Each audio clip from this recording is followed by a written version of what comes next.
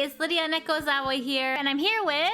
Yeah, Kenny G. And today we're going to be walking you through how to make your own 3D VTuber. Yep, so we're going to take you through the steps of how to create your own 3D VTuber, how to bring it into OBS, how to stream, how to overlay like basic alerts and that type stuff, as well as at the end maybe adding animal ears to your characters. So let's kind of start it right here. Here you can see on screen we are downloading VRoid Studio. Next we're going to be downloading OBS Studio, which is of course the main software that you're going to be using to broadcast, right? OBS is open broadcast software. So this is the software that you're going to be using to broadcast to Twitch, to YouTube, to Facebook, wherever you're going to be broadcasting to, you're definitely going to want OBS. Okay, so next we're going to go over and grab GIMP. Now in this tutorial we're not going to be using GIMP, but you probably should grab GIMP because it is a good free image editing software. And if you want to create your own clothing, for example, you're going to want GIMP. Next we're going to go over to steampower.com, create an account if you don't already have one, and install 310 here. 310, I'm not sure how you pronounce it. Next let's jump into VRoid Studio and start creating our character. There are a ton of attributes on the right side of the screen that you can use to manipulate the way your character looks. However, in this case, we're going to focus mostly on the character's hair. Specifically, in this case, we're going to set the character's hair to be orangey red. Why? I don't know. That's just what we're going to go with. And then we're going to jump into creating some pigtails here. Now, there's some tutorials out there you can follow on how to do this, but basically we're creating a bunch of procedurally generated hair, then manipulating the attributes on the right side of the screen to create a pigtail. Then we're going to use the flip option to mirror it on the other side of the head. Next, we're going to just keep creating procedurally generated hair and manipulating it to give it, well, a look, right? This is just a generic kind of look. There's nothing super special about it, but it's something. Okay guys, now on to the fun part for me anyway. We're gonna clothe our characters. So now we're going to booth.pm and we're going to download some free clothes. Obviously, you can make your own clothes, and booth.pm does have paid clothing as well, but you don't really need it right now just for the purpose of making the video. So we're going to download a hoodie, and Ken, how do we do this part? Okay, we're gonna go into the clothing editor here on VRoid Studio, and we're going to basically we're setting the mesh that's gonna encapsulate our character. In this case, we're selecting a sweater. Then we're gonna go to textures here, and we're going to remove the texture of the generic hoodie that's there, and we're gonna apply the texture of the hoodie we downloaded. The hoodie that we downloaded is obviously more of like an open looking hoodie, like a zipper hoodie, I guess, right? So that's what we're applying here. This is the texture, and we are applying it, and now you see she's wearing like an open hoodie. Her hair is clipping through it at the back, but don't worry about that. No one's gonna see that anyways. Next, we're gonna be removing the ribbon that's on her chest. Now, obviously you could leave it, but it looks kind of odd for this specific look. So we're removing that by just right clicking and saying toggle visibility. Easy enough, right? So next, back to the website to download more clothing. Yay! So what we're gonna be looking for is just something to suit the look of like a beach look, right? Because it's a hooded, or it's a hoodie, and we're gonna apply this texture here, which is like a bikini look. Blue striped bikini. Yes, it kind of reminds me of Bulma a little bit for some reason. But anyways, we're going to go to the body editor because your undergarments are considered part of the body far as VRoid is concerned. So now we're going to import the textures of the bikini. And you can see them being applied on the right side of the screen. And we're applying them in two parts. So even though we've applied the top and the bottom of the bikini, you can't see the lower half because she's still wearing a skirt. So we're gonna hop back over to the clothing editor in order to disable the skirt and make the bikini fully visible. You wanna be a star, don't you? Take off the skirt. Do I have to, mister? Oh God. It's okay, it's okay. She consented, it's fine. We'll edit it out in post. Okay. We'll edit it out in God, post. oh God. Anyways, we're gonna toggle the visibility of the skirt here in order to make the bikini fully visible. Right, now there's a ton more you can do. You can change the character's skin color and all that type stuff through editing textures. You can change the clothing or add logos through editing textures. But for the sake of the tutorial, we're just going to jump through this quickly. We're here. Perfect T-pose, by the way. Yes, perfect T-pose. We're exporting her now. Yeah, you can name her whatever you want it to appear in other software when you import her.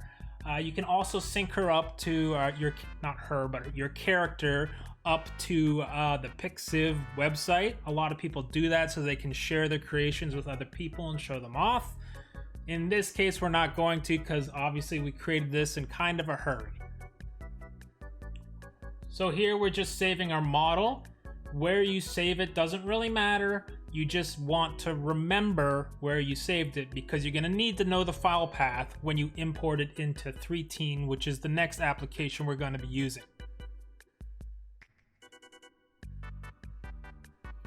So here we are in Steam, and we're just going to launch 3Teen. This one kind of boots up a little slow, but this is one of the better 3D modeling face capturing programs I've seen. There's a whole bunch of them on Steam. There's also Loopet, and there is one or two other ones, but this one seems to be one of the better ones I've seen in recent times. Go to the same path that we were just talking about a minute ago and import your model. You're going to see all the details here that we did when we exported it. Click I agree. Yes. Click the I agree. Now, obviously, set the background color to something you can, green screen or blue screen out. Obviously, if your character's wearing green, don't do a green screen, do a blue screen, whatever. Basically, you're gonna chroma key the background out when we get to importing this character into OBS. You can turn on facial recognition here with your webcam, and you can capture your facial or your mouth movements two ways. You can either have it captured via moving your mouth or via the mic. Now, you can test out both and see which one works for you better. Sometimes, it might move the mouth when you don't want it to, so you might be better off doing it with a mic. It's all up to you. Also, if you don't have a webcam and you only have a microphone, you can still use this program, because technically you can import your model and just have the mouth move via the mic.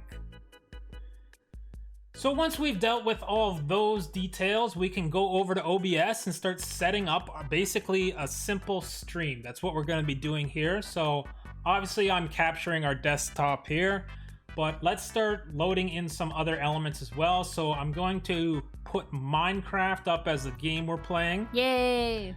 And then on top of that, we're going to overlay our model.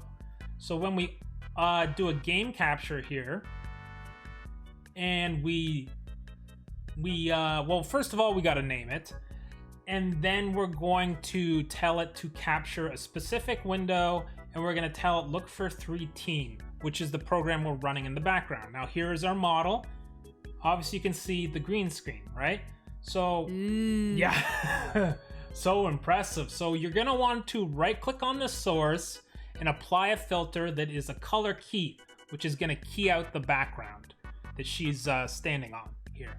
So there you get. Now you can see it being applied, and in the background you can see the tab that we applied the color key, and this slider here is going to allow you to adjust the amount of keying out that's happening in the background. Once you've done that, you can hold Alt and click on the edges of the square to trim it out. You can move your character and size it appropriately. Obviously, whatever size you prefer. Now you're pretty much ready. This is a basic setup here, but let's take it one step further. Let's create an overlay. By going to streamelements.com, we can import an overlay and generate an overlay. There's lots of free overlays over there at streamelements.com. It's a fantastic website. Go create a generic overlay to get you started, at least at the very beginning. If you're a long-time streamer, you know all about this stuff. If you're new, obviously create the overlay, copy the URL, come back to OBS and create a browser source. Call it whatever you want, And then we're just going to set the URL of the browser source to the URL from Stream Elements, and then set the video proportions to 1080p. And now you can see we've kind of got a basic streamer setup here. You've got your model, you've got your overlay, it's going to come with alerts, you know, like the little pop-ups, and you got your game. So you basically got all the things that encompass a basic stream here, doing VTubing, right? So yes, it's not live 2D, but live 2D is going to take a lot more work. When we created our live 2D model, it took us the better part of a month to figure out, you know, first of all, character design, and drawing it is a lot more work than you know, adjusting a bunch of sliders and a few little things and designing the hair, and then of course learning live 2D and so on and so on. Now, one last thing we're gonna cover here. But Kenny, I want animal ears for my girl. Oh, no. Slash cringe. Okay, so if you want to add animal ears, this is the final thing we're gonna cover here, is you can go back to that same website we were using earlier, booth.pm. Booth.pm. And you can, well, of course, set the price that you're willing to pay to 0 yen, right? Which is on the bottom left of the search criteria. That's gonna help you out a lot. Then go through the options and find a set of ears you like, whether it's cat ears, rabbit ears, whatever. Click on the ears, or click on the model, sorry. It's gonna bring up the page. You're gonna just click download. Okay, once you've downloaded the file, just copy the model as well as the ping.